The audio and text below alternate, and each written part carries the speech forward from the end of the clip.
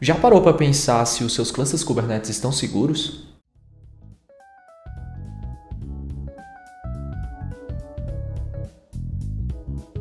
Olá a todos, sejam bem-vindos a mais um SUSE Rancher Ping, nosso encontro semanal sobre tecnologias open source. Eu sou o João Vale e hoje eu queria conversar com vocês sobre segurança de clusters Kubernetes. Como que eu posso descobrir se o meu cluster tem alguma falha de segurança, alguma potencial brecha em que eu poderia corrigir para evitar dor de cabeça?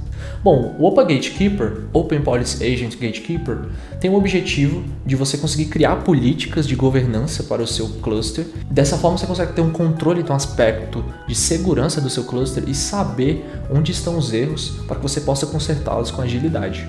Então, por exemplo, se você duvida que algum objeto do seu Kubernetes possui privilégios de escalonamento ou algum tipo de bounty point referente a algum diretório do seu host, o que não é seguro, você consegue tê-los alertados pelo Open Gatekeeper e saber como consertá-los também. Hoje eu quero mostrar para vocês como o Rancher facilita na implantação do Open Gatekeeper e nas suas configurações. Bora lá para a demo? Bom, então a gente está aqui no meu Rancher, né? Minha instalação de Rancher. Eu tenho dois clusters aqui rodando.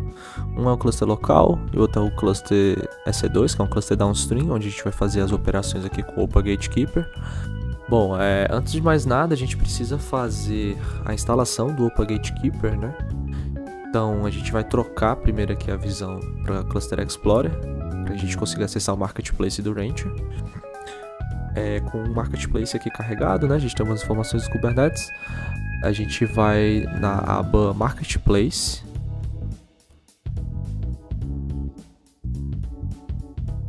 E aí agora a gente vai achar aqui o Open Gatekeeper, né? Que é o chart, o Helm chart que a gente está querendo instalar. Ele está aqui do lado. E aí clicando nele, a gente consegue abrir.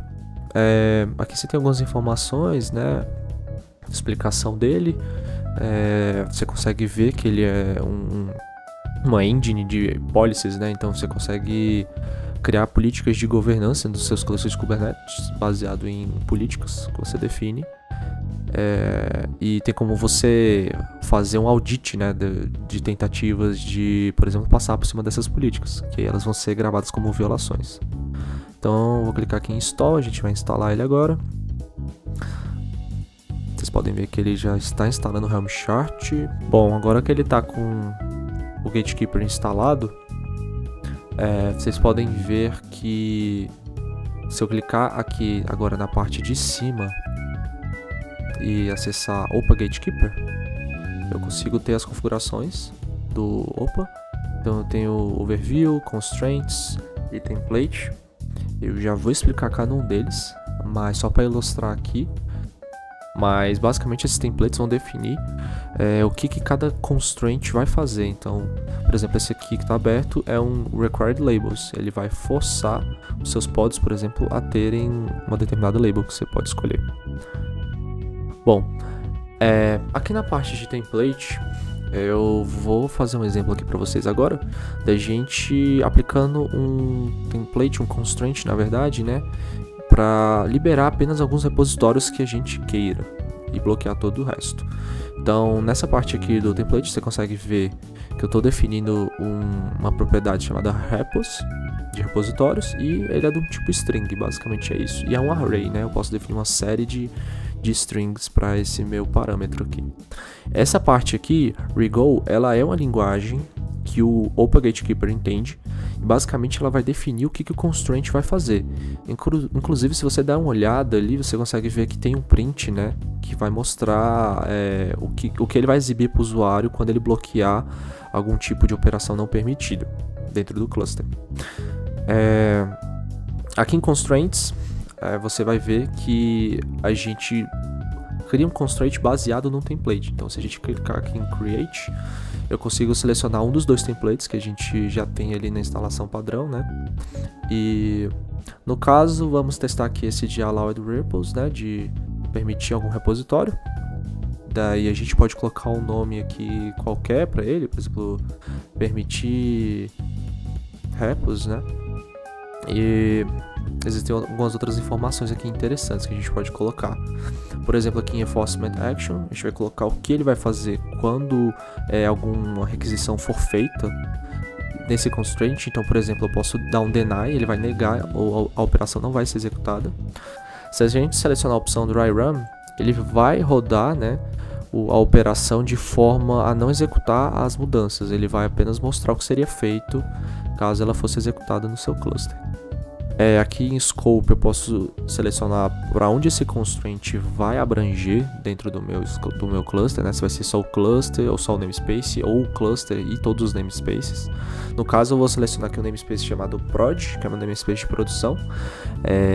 E aí eu também vou selecionar alguns namespaces aqui para excluir, porque eu quero que esse constraint simplesmente ignore tudo que está rodando nesses outros namespaces aqui. E aí eu vou colocar os principais, os que possuem configurações do Kubernetes em si e do Rancher, porque eu não quero que o constraint por algum motivo bloqueie algum dos pods ou dos objetos que estejam rodando nesses namespaces, né, que são do próprio sistema. Aqui em regras eu consigo definir um kind pod, então eu estou definindo o objeto do tipo pod. Esse constraint ele vai aplicar somente para objetos do tipo pod, beleza. Eu consigo também criar um seletor de label aqui. Eu posso selecionar se a label apenas existe ou se ela tem um valor exato.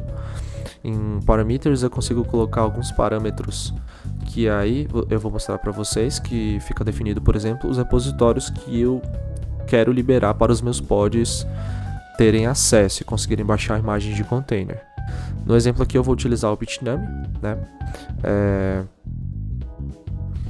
Só dando um exemplo aqui, criando para vocês.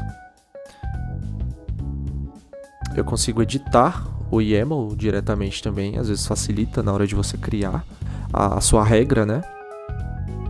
E aí vocês conseguem ter as mesmas informações que no formulário. Você tem essas duas opções, ou preencher aquele formulário ou preencher via YAML, beleza? Eu vou deletar esse aqui que eu criei agora, porque eu já tenho um que está rodando aqui no meu cluster, que eu criei mais cedo, que é esse permitir Bitnami. Ou seja, nesse caso eu só estou permitindo pods que baixem imagens do repositório da Bitnami, beleza? Eu vou mostrar para vocês o YAML dele só para vocês terem uma noção. Basicamente eu estou excluindo alguns namespaces, né, que são os namespaces de sistema. Esses aqui.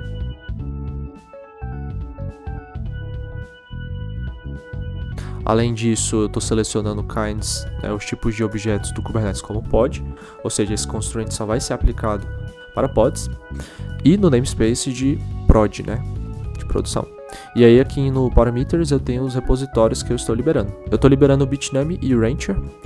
Voltando aqui para nossa visão de Cluster Manager do Rancher, eu quero fazer um teste, né, primeiramente a gente está aqui no namespace de produção, né, eu tenho dois namespaces, na verdade eu tenho o de produção e o Stage. Aqui no de produção eu tenho rodando já uma aplicação, que é essa aplicação Flask, e eu vou fazer o deploy de um novo workload aqui, para mostrar para vocês o que vai acontecer. Então, suponho que eu quero subir um Ubuntu, né, e eu vou colocar o nome dele aqui proibido, porque ele vai baixar do Docker Hub, né, por padrão, e a gente não liberou o Docker Hub lá naquela regra do Open Gatekeeper. Vamos ver o que acontece. Opa, já deu erro. Olha só. Se vocês deram uma olhada melhor, ele vai mostrar pra gente aqui que o Open Gatekeeper deu um deny no container, né? Ele vai falar que essa imagem Ubuntu ela tá baixando de um repositório que não é permitido. Só tem dois repositórios permitidos, que é o Bitnami e o Rancher. Então ele não vai conseguir subir essa aplicação, porque ele está tentando baixar do Docker Hub e a gente não liberou o Docker Hub para esse namespace em específico. Agora eu vou fazer um deployment aqui de um outro workload, no caso vai ser um WordPress. Esse WordPress eu não vou baixar ele do Docker Hub, eu vou baixar ele do repositório do Bitnami. E aí vocês vão ver aqui que vai ser o mesmo namespace de produção, né? O Ubuntu está proibido e o WordPress subiu, olha só. Você viu que o Bitnami está permitido, então ele consegue baixar tranquilamente os containers desse pod e subir. Está funcionando, já está rodando. Vocês podem ver que está verdinho ali.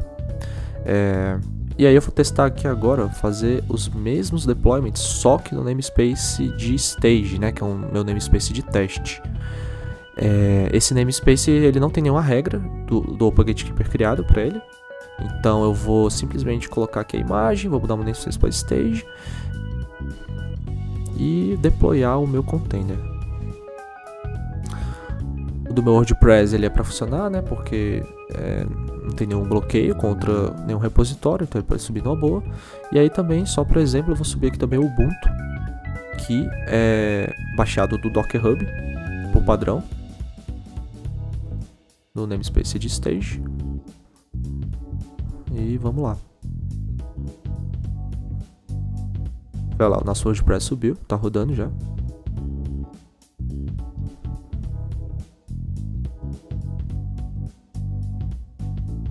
E agora subiu o Ubuntu. O Ubuntu também tá rodando. Existe uma aplicação aqui que eu já tinha rodando, que é esse Flask App versão 1 aqui.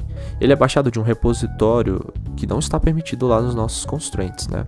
Mas eu criei o constraint depois dessa aplicação já estar rodando. Então o que acontece, né?